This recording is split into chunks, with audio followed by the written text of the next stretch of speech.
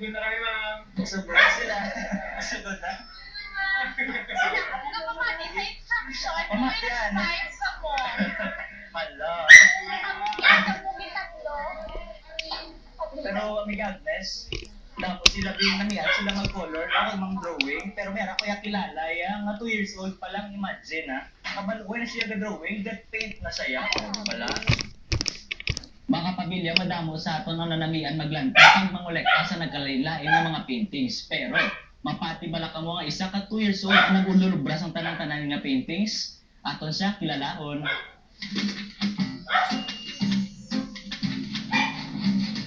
Mga amigo kagamiga, Vic Endo Diamante, aton nga 2-year-old painter. Una nakita ang potential si Migo Enzo sa pag-paint, sang siya ginenol sang iyang mga ginikanan sa art class ni Peter Jones sa summer. Eventually, siya na nagapili sa iyang colors nga nagustuhan, kag ako ya daw guide na lang, hindi niya pala ma-harm, iya kong galingan, hindi siya madanlog, hindi siya magkalaula, pero by instinct, umaano niya na. Uy,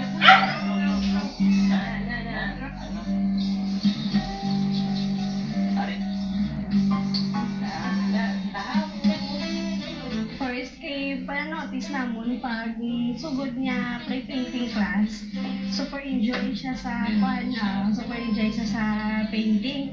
Tapos sa ulihi, na-notice na namon nga ang iya nga mga works do ka may ara na lang nga kung ano binagagawa na yung ito extraordinary sa ipalayo yung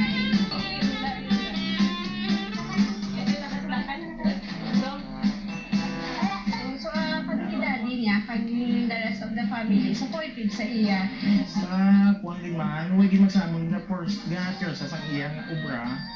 Kung pamala na pananamon ginagaydan gis namon sa iyang gusto kung sabihin sa nawiyag mag obra iyang gusto pintura kaya papinta namin siya.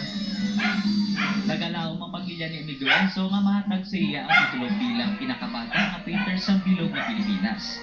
Gani isa imo Amigo Enzo, Pili